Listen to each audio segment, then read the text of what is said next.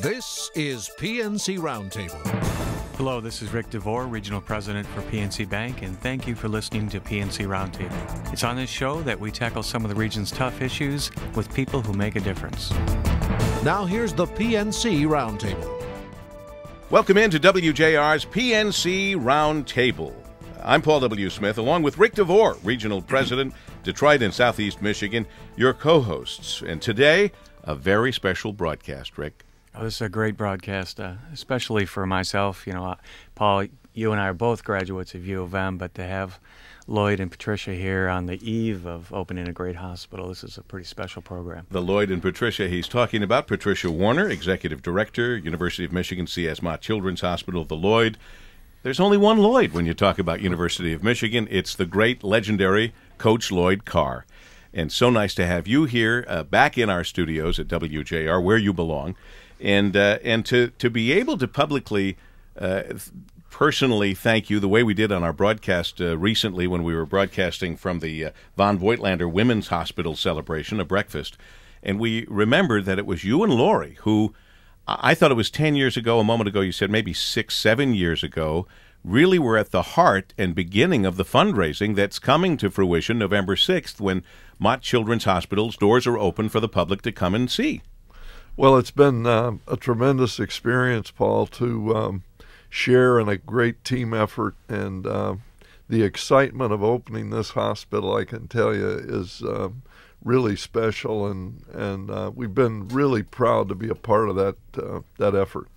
And I think, Patricia Warner, everything is on schedule, which is an amazing thing when you consider this complex. We started programming for this facility in 2002. The Regents gave us approval to move forward in 2005, and we have been on target, schedule and budget, and we are so thrilled that we will be able to show this new facility off November 6th and move our inpatients on Sunday, November 13th. It's, as far as I can tell, on schedule and going very well. What's the goal, simply stated, of the new C.S. Mott Children's and von Voigtlander Women's Hospital, would you say, Patricia? The goal remains the goal that we have had for years related to the mission of our C.S. Mott Children's Hospital.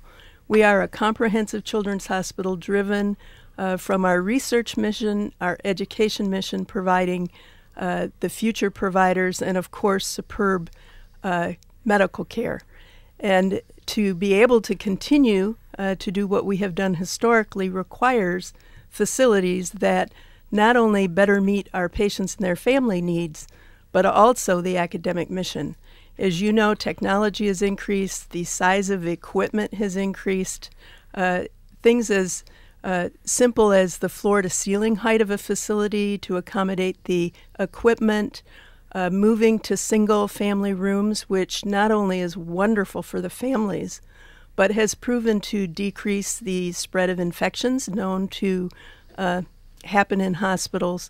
To keep up and to give the facilities that our researchers and caregivers need, we need a new facility. And Rick DeVore, you know a thing or two about that and keeping on top of the new technology the same way you have to at PNC Bank. You can only imagine what it'd be like for University of Michigan and the health system in bringing in a new children's and women's hospital. Oh, absolutely. And, you know, our spend annually on technology is about $1.1 billion just to keep in place with all the changes. And the other thing that I've noted in the research of the hospital is the commonality between PNC and Mott in the LEED certification of the building. We are groundbreaking next month the world's largest green skyscraper.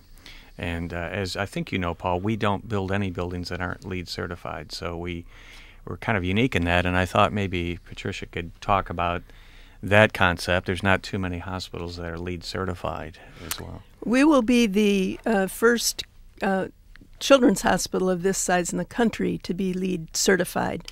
And the reason that we are committed to that, first of all, the university as a whole is very committed to environmental sustainability. With this project, we have a great opportunity to demonstrate that commitment, and the reasons are many. One, we sit right at the edge of the beautiful University of Michigan Arboretum. And we will now be capturing all of the water runoff that came from that site before, but all that would be produced by a building, 1.1 million square feet, the size of our building. So we have a green roof, which helps retain cool air in the summer, warm air in the winter. It decreases the water runoff. We are using all recycled rubber flooring. We've tested that in one of our current floors, and that not only is environmentally smart, but our staff find that the rubber flooring absorbs shock, and it's much easier on their feet and legs. So we have all of our building systems that are much more efficient. I tell you, 1.1 million square feet, Lloyd, that's almost as big as the indoor practice facility you were able to get for our Wolverines. Well, yeah, no, we're making some great progress at the university in a lot of areas, and certainly those two are special. This one comes at great expense, and so when you and Lori, along with Dave and Jan Brandon, that started this whole fundraising project, when they first came to you guys way back when, it was a big, big number, wasn't it? I don't remember, but it was the exact number, but it was a big number. Well, you know, what I remember is taking a tour. Dr. Valerie Castle took me on a tour, and as I looked down from about the 7th floor, I remembered, Paul, that I was a young college student working on a construction crew that was building the foundation to the original Mott Children's Hospital. And as we went through that hospital, it was just as clear as day that all the things that Pat has talked about earlier, we needed a new hospital, and I was happy to join that team. Well, join it and lead it, and you guys raised a tremendous amount of money. But I would suggest Patricia Warner, Executive Director, U of M, CS Mott Children's Hospital, and the Von Voigtlander Women's Hospital. The fundraising never really ends in a situation like this, does it? No, it doesn't. And Lloyd was being modest. I think that he always has been. I know. Under our chair's leadership of the philanthropic committee, over $75 million has been raised during the campaign for the capital project as well as research and education, which is just phenomenal. The need for fundraising for a children's hospital never ends, just as it doesn't end for academic health systems. So we need support for research, for fellowships, also for many programs that, as a children's hospital, we don't receive reimbursement for. But when children are sick, they still develop. And we need to support their education, their play, their music, their art. And so our child life department, our social work department, all really require funding in partnership with communities and donors. So no, we're never done fundraising. We continually have to replace very, very expensive equipment to keep up with research, and of course, philanthropic help with that is also very helpful. I saw it, and I said it a million times when we did our broadcast not long ago with Dave and Jan Brandon at Von Voigtlander's Women's Hospital.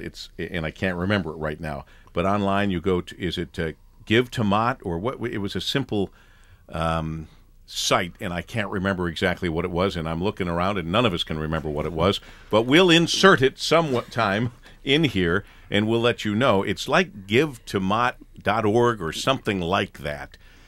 If you Google it, you'll find it, and if you can help, I hope you will.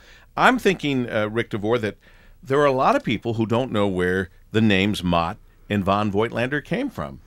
No, we were talking about that earlier, and obviously the connection up to Flint and the Mott Foundation is really key here. And I think the hospital is similar to PNC in the sense that there is some name recognition issues, if you will. It's a great jewel for the community, really for all the state of Michigan and really beyond.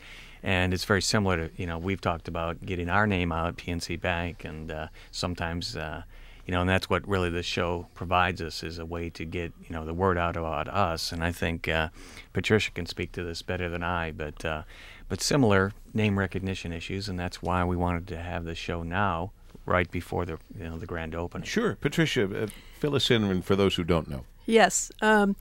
C.S. Mott was from Flint, and Mr. Mott was part of the auto industry, and he had a vision for the university to have a home for its children's services. And back in the early 60s, he made a donation to create the current Mott Hospital. That contribution was $6 million, and that built the current Mott Hospital, the one that our Lloyd Carr helped build that summer when he was as a construction worker. As a construction worker. Amazing story. That's why it's lasted so long. Yes, sir. So Mr. Mott, through his vision and generous gift, really has been just foundational in our children's hospital. And we are so fortunate that the Mott Foundation, his foundation, has continued in that support, and they have contributed a very large gift to this new facility. So we are very indebted in a wonderful way to the Mott Foundation. And the von Voigtlander family? The von Voigtlander family, Jane von Voigtlander, volunteered with our women's health program, and as we were developing the new hospital, really wanted to be part of the hospital and named the connector back to the main facility. She unfortunately passed away, and her family foundation, led by Gwen Haggerty, has made a naming gift to our women's hospital, and that's why it is the von Voigtlander Women's Hospital. Excellent. And Rick DeVore, I know you feel this way, and through PNC Bank, I personally, and also through WJR, we have a soft spot for a lot of charities and requests for help. But when it has to do with children, it's very difficult to say no. And for you, Lloyd Carr, along with Lori, how great it must have been to see how they were integrating the Ronald McDonald House, a great place for families to stay who have children being served and miracles being worked on them, to have the Ronald McDonald House right in the hospital. That's unusual. Well, it's really a special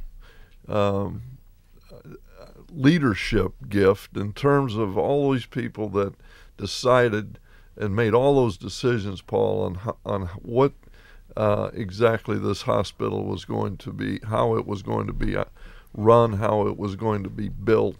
I think that is the thing that has really impressed me. And the team that we put together, PNC has done a tremendous job.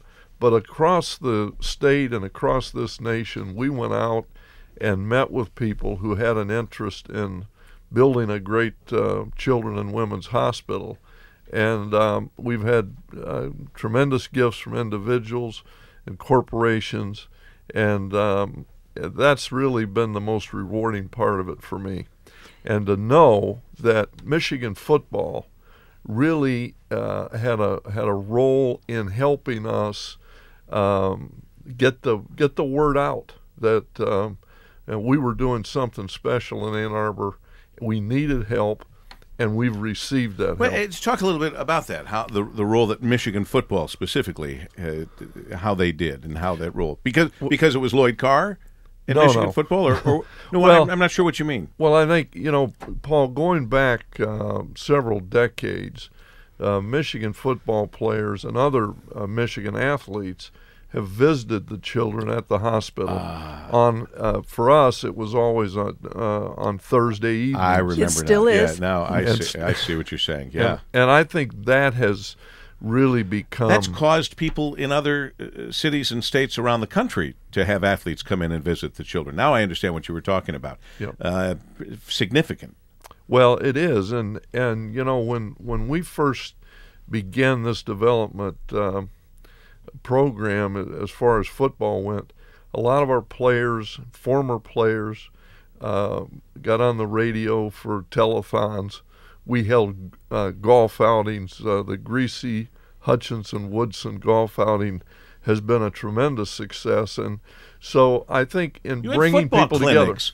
You had a football clinic for women. In fact, you started a football clinic for women, if I'm not mistaken. We did some of that, yeah. And so I think the power of Michigan football and Michigan athletics has really helped, get the word out. I think that's what we did. And to bring all those people back, and this weekend we have for the Greasy Hutchinson-Woodson has become, a great tradition. Oh, that's so great.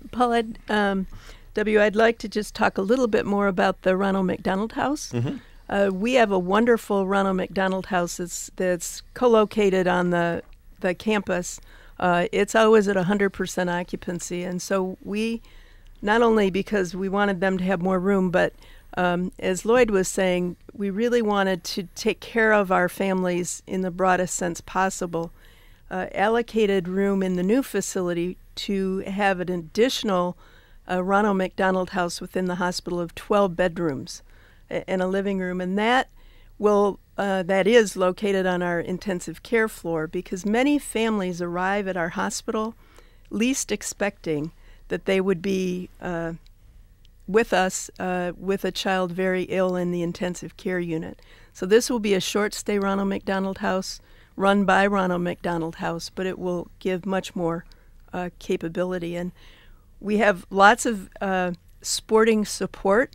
Our Mott Golf Classic, which is a golf outing that's been going on for over 30 years, contributed $1 million towards the house within the hospital. So we're thrilled with that. And I think, Paul, if I could add, regarding the Ronald McDonald House, I think many times the rest of the family sometimes gets forgotten, including by the parents themselves when they're in this extreme tense situation. And as I was explaining earlier before the show, I have some personal experience with that. My granddaughter was diagnosed. I had to write it down because I'm not a medical person. A persistent pulmonary hypertension in a newborn. And when you go through something like this and you see the care and the respect of the care providers, many times the parents have other children with them, other relatives. They didn't pack properly, to your point, for this experience. And, there's a lot to be said for thinking of the total family in these kinds of times. And so I really think the university gave a lot of forethought to the design of this, and including the entire family, not just the patient, which is obviously mission number one.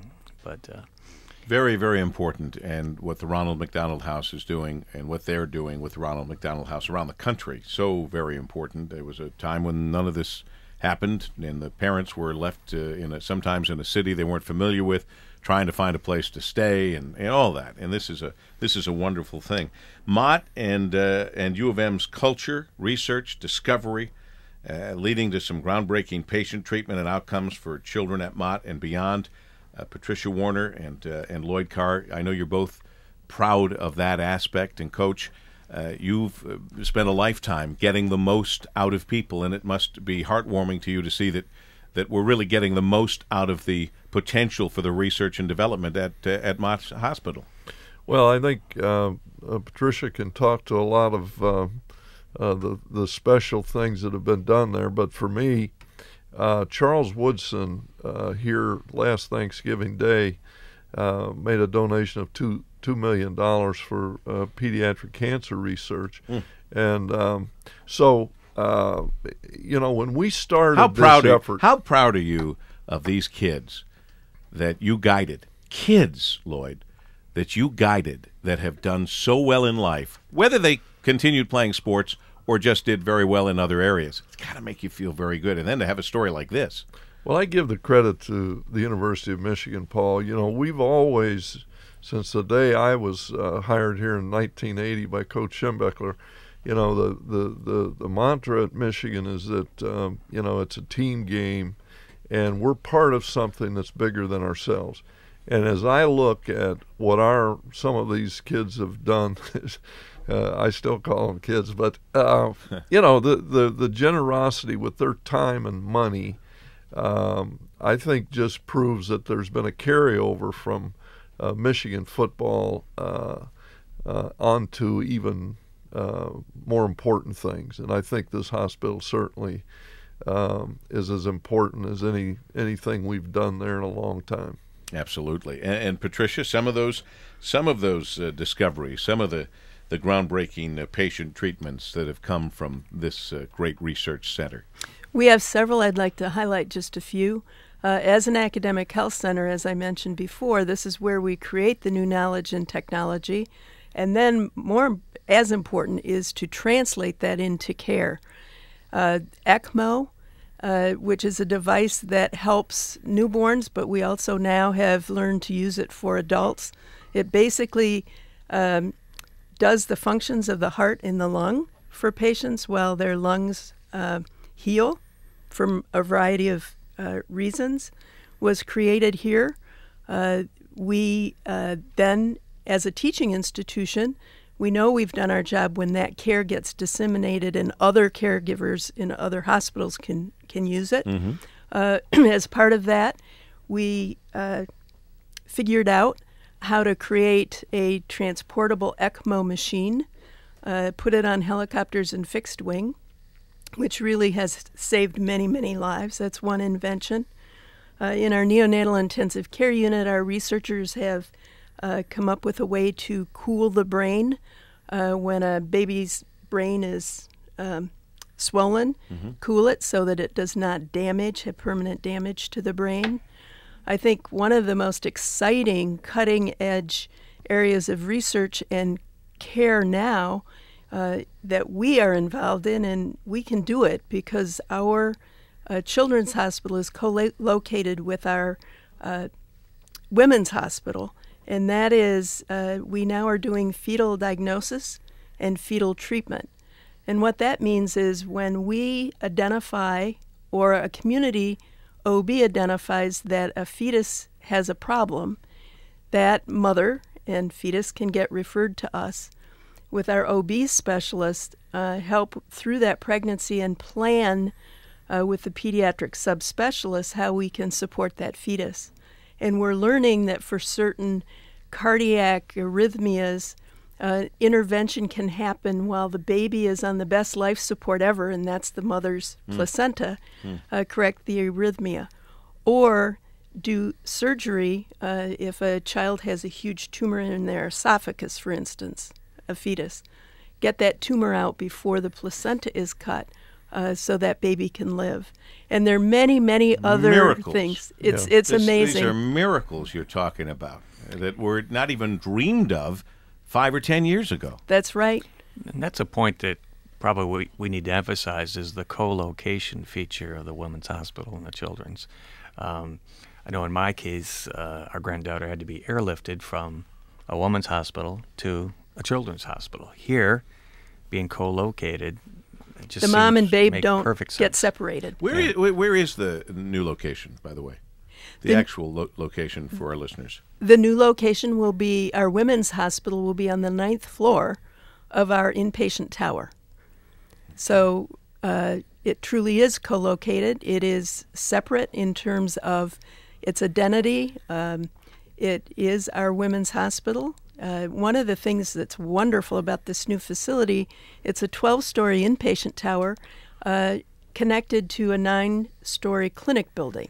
And once you're inside, you don't feel like you're in two buildings. And that allowed us programmatically to plan services. So on our women's floor, our outpatient specialty gynecology clinics, our OB clinics are in the clinic building, right adjoined to the triage center for the birthing center, our perinatal assessment center, then our single-room maternity care, women who need a C-section, our C-section. So it's all on one floor. Excellent. And by the way, that address is givetomott.org/donation. We talked about ways that you can help because the funding is an ongoing project. It will never end in a situation like this. You can be a part of it and be a part of these miracles that are happening every day at University of Michigan C.S. Mott Children's Hospital and Von Voigtlander Women's Hospital. Give to Mott, M-O-T-T, givetomott.org/donation. Now, Rick, there's a very interesting story we need to get to the bottom of regarding the art collection at the new hospital. Yeah, that's another unique feature, and not only the art collection, but then also some of the works that are being done and inserted into the floor. There's going to be a lot of people. Maybe, Patricia, you want to talk to us about that. Also looking down at what will be, I guess, embedded into the floor. You might I think embedded in the floor will be the shovel that young Lloyd Carr used on the original Mott when he broke ground on the construction site. I wish I had that shovel. I wish I had that shovel, too. I'd be on eBay later today. Well, one of the truly, truly magnificent opportunities we have had, and I'm going to get to art, but this is the context, with this facility is the location.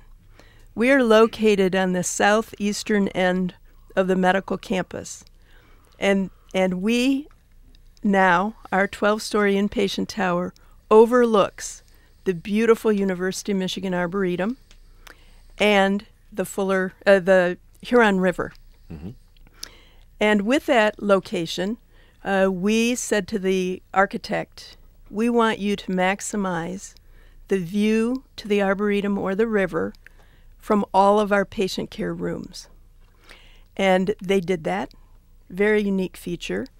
And one of the reasons we wanted that is we are absolutely convinced that nature is very healing. And as we went through the process for determining the interior concept for our facility, we didn't want a theme. Some children's hospitals do Disney or trains or whatever, and we said, no, we not only treat adults in our women's program, children, but families come. So we want an interior concept that is appropriate for all ages. And we went through a process where I went to Sam's Club one Saturday morning and bought 225 disposable cameras early on in the project. And we gave them to our patients and families and faculty and staff and said, if you take this camera, please take pictures of something that makes you feel what you want to feel in the new hospital. And we got back, I don't know, most of the cameras, developed the pictures, and our interior designers on the project laid all the pictures out and came up with several themes. One was fun, one was healing, one was spiritual, about 6 different themes. And when we concluded that and we realized where we sat, we said our interior concept would be bringing the Arboretum into the facility. And with that, the interior designer did his homework. He was from Texas with a very southern drawl and said, I don't know anything about the state of Michigan. And he studied it, and he said, well, the glaciers created Michigan. One thing led to the other, and while that was going on, we also formed an art advisory committee because we wanted to bring in some of our faculty, our staff, donors, as well as family representation to help us select the art that would be very supportive of bringing nature into the hospital. And because we're so committed to the state of Michigan through our contractors and so forth, we wanted to commit to artists who were raised in Michigan, trained in Michigan, had some connection to Michigan. And that's exactly what we've done. On our art committee, a very key member was representation from the university's Museum of Art. And they guided us in, for our fine art, our museum quality art, how to design the building for lighting, air, temperature to preserve the art. So our artists, all have that Michigan connection. And back to Rick's introduction, picking up on the glacier theme, the terrazzo as you come into our front door is representative of the glacier that created Michigan. And Michelle Okadonor, a very fine artist, created fossils in the terrazzo. These fossils are from the Arboretum. So I can hardly wait until our public sees the fossils as they enter, and I really can hardly wait to watch the kids. I don't know whether they're going to play hopscotch, whether they're going to go down and try to pick them up, but it will be great fun. I tell you, Patricia, on a personal note, you received your master's degree in public health and health planning and administration from the University of Michigan School of Public Health. How great is it to be here and to be doing this, giving back to your university and to this state and to healthcare throughout the United States? This has got to feel great for you, Patricia. This is just an absolute incredible privilege. And I was born in Michigan, did my undergrad work in Michigan, years ago taught school in Michigan, left for a few years, came back, and I've been at the health system for 34 years. Most of my relatives, graduates from Michigan, so I bleed maize and blue, and no one could ever ask for a greater privilege than to work with the wonderful people that I have over the years and see such a project come to fruition. And though that gentleman sitting to your right was born in Hawkins County, Tennessee, you'd be hard-pressed to find anyone more maize and blue than Lloyd Carr. And with your 122-40 records, your 5 Big Ten Conference championships, your national championship in 1997, all of that was fabulous, and blessings for that, and thank goodness for that, and what a great life. But I can only imagine that what you and Lori have accomplished through your work, hard work, for this U of M CS Mott Children's Hospital and von Voigtlander Women's Hospital tops it all. Paul, let me say this. I have been around some great, great leaders in my lifetime, and they've impacted me in a wonderful way. And they helped you become a great, great, great leader, Lloyd. Well, thank you. But Pat Warner is right at the top of that. We are so fortunate to have had her at Michigan, and hopefully she's going to be there for a long time to come. But the other part of this effort, I would be remiss if I didn't say a special thanks to Dave and Jan Brandon and my wife Lori, and those doctors who are at the heart of any great hospital, who have traveled all over this country to talk about our needs at Mott and what it means to have people become part of contributing. And all of those people who, the corporate people, the people who out there who several years ago we sold these wristbands that said Go Blue for $2 and we made $1. A lot of people that bought those. To all of those people who have joined this team, now we're going to be able to celebrate with the greatest women and children's hospital in the nation. What a great feeling it is, Rick, to be able to talk about this, to be able to watch this come together and finally be happening, depending on when you're listening to our program on WJR.com. From 10 to 5, November 6th was the first opening for the public to come in and see this fabulous facility. November 6th, 10 to 5. The patients are moving in the 13th of November. So after that, there's only one way to get in. Well, wait a minute. There's a couple of ways to get in, but we hope you go in and visit sometime. But maybe you're visiting family or friends, and you'll have an opportunity to see this phenomenal facility that, frankly, as Lloyd was saying, those doctors that went around and told the story, Rick, too, that, in fact, we have commercials that run on WJR talking about the medicine, the discoveries, the research and development of things that happen in Ann Arbor these are practices now all over the world. Around the world. And, we talk about team a lot, and I know Coach talks about that, but if you think about the medical profession with our engineering abilities at University of Michigan and the intersection of the engineering talent and the medical talent, just like the intersection of sports and giving back in the community is pretty much is embedded, I think, in the players. I mean, and I think, you know, I tip my hat to Lloyd on that. But you really think about all the thought that goes into the environmental side of it, the arboretum, the views. Just a lot of thought has gone into this. I think it's going to be a jewel, another jewel in Ann Arbor, and I think it's going to be the greatest jewel, quite frankly, when you think about priorities in life and so forth. Absolutely. So we're happy at PNC to be, you know, a small part of it, you know, quite frankly. Well, I'm glad that you are. And I'm glad you wore your maize and blue tie. I did. I got It's not gone unnoticed. It hasn't. I got instructions from my wife this morning. It is a wonderful day and a wonderful moment, and it's difficult because we taped this today. I'm going to tell our listeners we're taping it in advance of the Monday Night Football game, in advance of the Tigers game. But I'll just say to you, Lloyd, what a magnificent time in the great state of Michigan. The University of Michigan, the football team, seems to be running on all cylinders. Look at the Tigers. Look at the Lions, regardless of what happens today or in the next few days. And look at the Red Wings. It is a magnificent, and I'll give Michigan State their credit too, although they didn't play this last weekend. But it's a great, great time in Michigan. And once again, sports, just as your football players drew attention to how meaningful it is for football players to visit kids in hospitals, and now it's being copied elsewhere, think of the attention in just the last few days from right now. Front page of the USA Today, New York Times, Wall Street Journal, all positive stories about Michigan.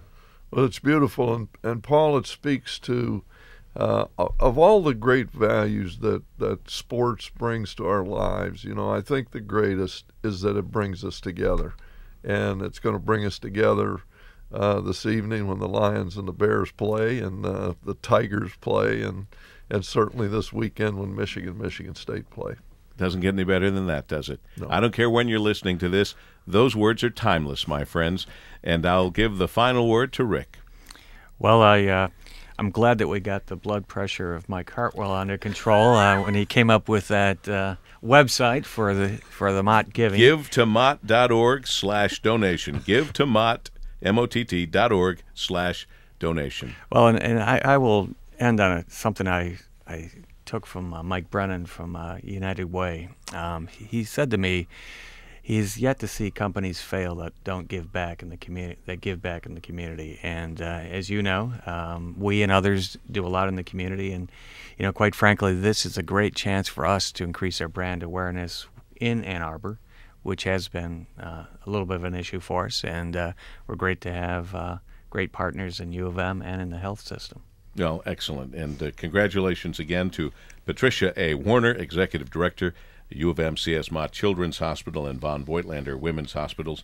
And always good to see the legendary Lloyd Carr, who has been with Lori, and as he kindly mentioned again, Jan and David Brandon and so many others, the doctors and others that have been involved in dreaming about this starting 7 years or more ago, to having it come to fruition today is a great, great feeling and a great thing, and it couldn't have been done without such leadership as yours, Lloyd, and of Patricia's and everyone else involved. And on behalf of PNC Bank and Rick DeVore, we salute you, and we thank you for being with us today on PNC Roundtable.